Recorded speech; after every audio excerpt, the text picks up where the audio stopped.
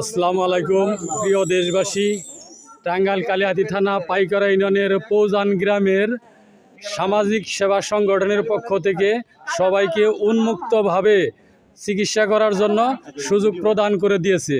সুতরাং আমরা এলাকাবাসী যারা গরিব দরিদ্র সবসময় বেশি টাকা দিয়ে ডাক্তারের কাছে যাইতে পারি না, তারা এই সামাজিক সেবা সংগঠনের পক্ষ থেকে সুবিধা নেওয়ার সুযোগ আছে। আমি নিজেও এই যে একটি বই করে নিলাম, কারণ ফ্যামিলির পুরা লোকই এই সেবাটা নিতে পারবেন। সুতরাং আপনারা পাশাপাশি গ্রামে বসবাস করে যারা এই সামাজিক সেবা সংগঠনের সুবিধাটা নিতে চান, ভাই এই সুবিধা সম্বন্ধে আপনারা একটু বলবেন, কিছু একটু বলেন। হ্যাঁ ভাই, আসলে এলাকার মানুষগুলা, সাধারণ মানুষ কিভাবে সামাজিক সেবা সংগঠন 2014 সাল থেকে সমৃদ্ধি কর্মসূচির আওতায় আমরা গ্রাম বাংলার হতদরিদ্র বিভিন্ন পেশাজীবী মানুষকে স্বাস্থ্যসেবা, শিক্ষা, সমাজ উন্নয়ন তথা ঋণ কর্মসূচির মাধ্যমে বহুবিধ সেবা প্রদান করে যাচ্ছে। তার মধ্যে স্বাস্থ্য কর্মসূচি একটা।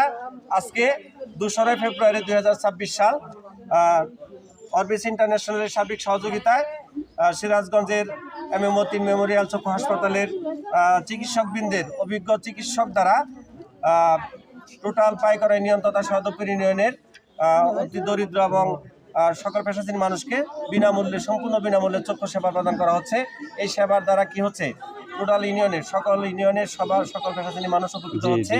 এবং এই কর্মসূচি আমাদের শ্রদ্ধেয় নির্বাহী পরিচালক, সামাজিক সেবা সংগঠনের নির্বাহী পরিচালক জনাব মোহাম্মদ মোজাম্মেল হোসেন তালুকদার সার্বক্ষণিক নজর রাখেন এবং তার নির্দেশনা মোতাবেক এই সেবাগুলো প্রদান করে যাচ্ছে। ভবিষ্যতে এই সেবা অব্যাহত থাকবে বলে আমরা আশা রাখি। সকলকে ধন্যবাদ। আসসালামু আলাইকুম।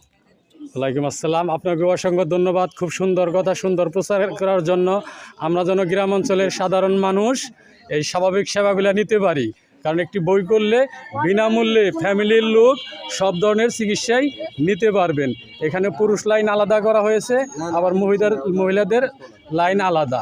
কিন্তু আপনারা সবাই ধৈর্য সহকারে একটা সেবা নিতে চাইলে ধৈর্য সহকারে ডিসিপ্লিন, প্রত্যেকটা সংগঠনেরই একটা ডিসিপ্লিন থাকে, সবাই সেই ডিসিপ্লিন বজায় রেখে আপনারা সেবা নেন।